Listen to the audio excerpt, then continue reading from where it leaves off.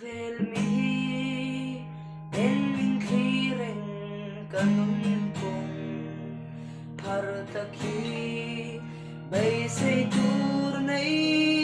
lâu min ti an fa she lâu e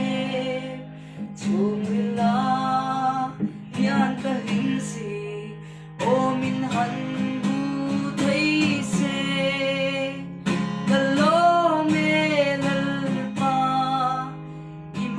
sông na vangin trên na in tur min bua say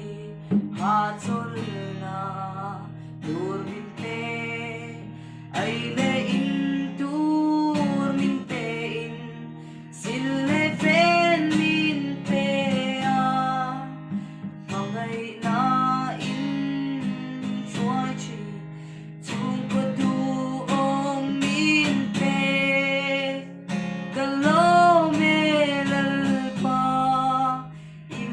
sông na vangin hau sak na chuan tur kan nei lo sil fen tha nei